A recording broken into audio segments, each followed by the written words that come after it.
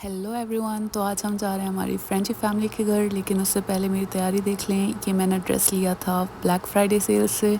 है तो plus size के लिए, लेकिन मुझ पर अच्छा लग रहा था तो मैंने ले लिया। इसके बाद मैं अपने रूम में गई और रूम से उठाया अपना रीबॉक का कोट, जो कि वाहिद महंगी चीज़ है मेरी अलमारी के अंदर।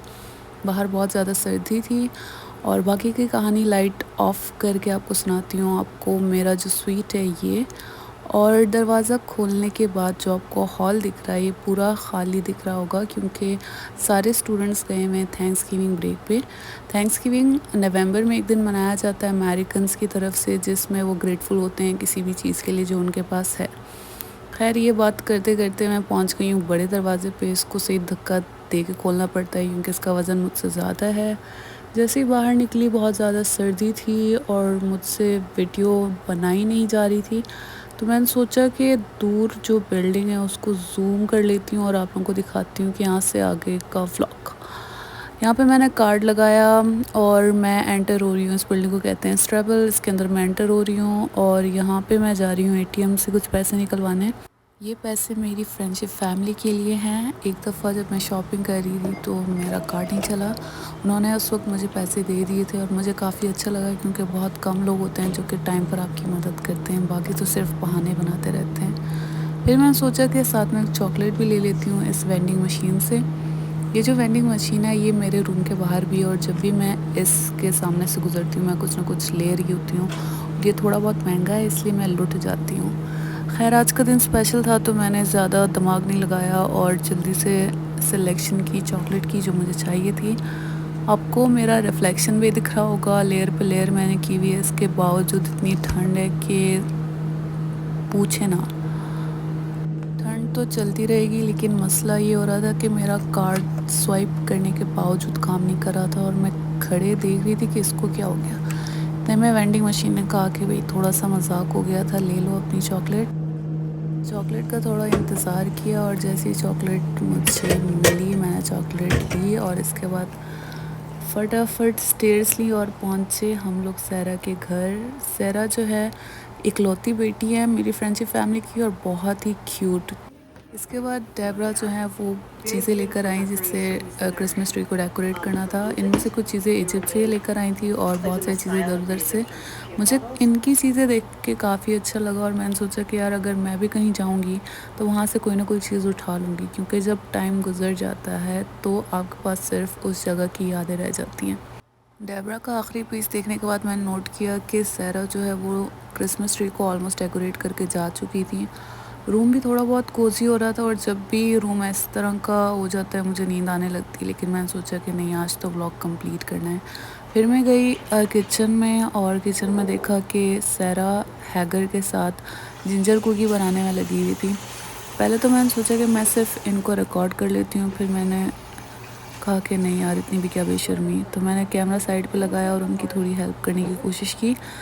जब भी मैं काम करती हूँ काम कम बातें ज़्यादा होती हैं। खैर, आपको भी दिखा देती हूँ कि हम क्या कर रहे थे। हम बेसिकली ये डिसाइड कर रहे थे कि जिंजर कुकीज़ का शेप क्या होगा।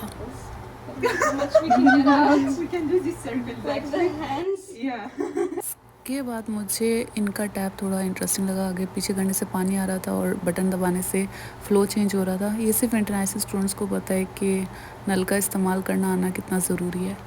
फिर हैगर ने कुकीज़ के हवाले से अपने कमेंट्स दिए कि उसकी शेप उसको कैसी लगी, और मैं उससे बार बार पूछे जा रही थी कि ठीक है कि नहीं, क्योंकि बेक उसने करना था।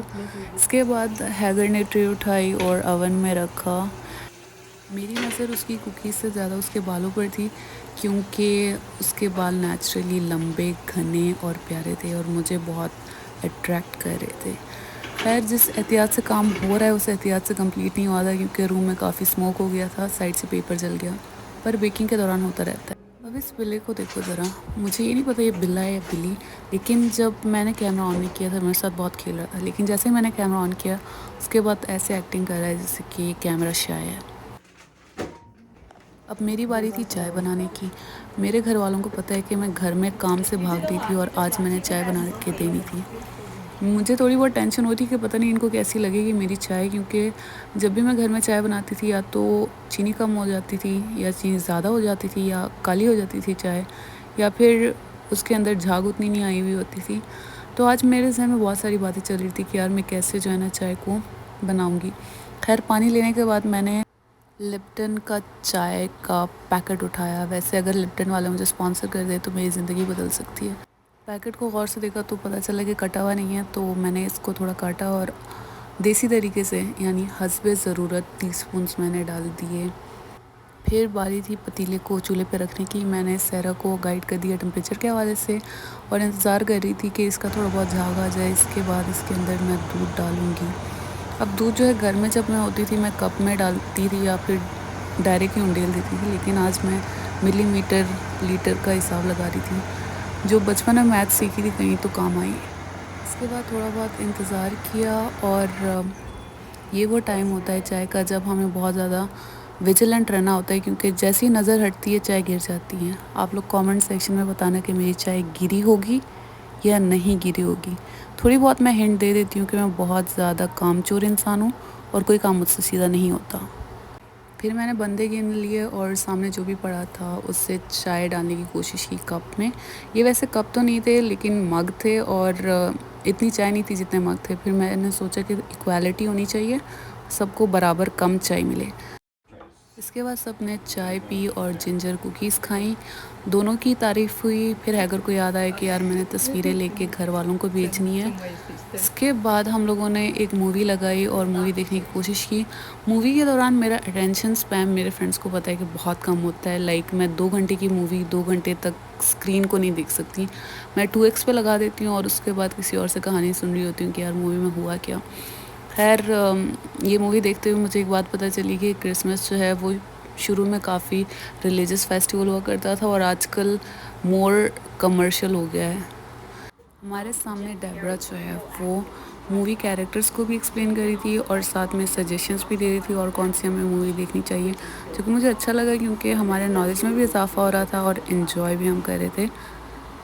अब बारी थी जो भी खाया पिया उसका कचरा समेटने की। वैसे एक अच्छी आदत जो मेरे अंदर पैदा हुई है यूएस आकर वो ये है कि अपना काम खुद करना। जब आप घर में होते हो आपकी अम्मी या फिर आपके छोटे बहन भाई वो आपका काम कर देते हैं, लेकिन यूएस में आपने अपना सारा काम खुद करना होता है, जिसमें बर्तन धोना शामिल है, कपड़े धोना शामिल है। साथ में जब भी आप फारिग हो गए आपने पोछा लगाना है। एक तरह से आप घर संभालना सीखते हो, इंडिपेंडेंट हो जाते हो बाहर आकर। डेबरा भी हमारे साथ काम करी थी और उन्होंने अपने बिल्ली को खाना दिया। मुझे अभी तक नहीं पता कि इनमें से बिल्ला कौन सा है और बिल्ली कौन सी है, लेकिन दोनों प्यारे थे। इसके साथ हमारा खाना भी आया जो कि हमने देसी रेस्टोरेंट से मंगवाया था। खाना खाते हुए वीडियो बनाना मुझे अच्छा नहीं लगा, लेकिन मैंने खाने की पिक ली। खाना बहुत मज़े का था। इसके बाद मैंने थोड़ा इस बिल्ला या फिर बिल्ली को प्यार दिया क्योंकि ये नाराज़ बैठा हुआ था या बैठी हुई थी, कोई इससे बात नहीं कर रहा था और जब बिला वजह कोई आपसे बात ना करे मेरे ख्याल से गुस्सा आ जाता है। अब बारी थी हमारी आखिरी मूवी की एल्फ की, जो कि हमने देखी और देखते देखते मुझे नींद आ रही थी तो डेबरा मुझे वापस यूनिवर्सिटी ले आई। यहाँ पर व्लॉग एंड होता है। अच्छा लगे लाइक सब्सक्राइब कर देना हमेशा की तरह। बाय।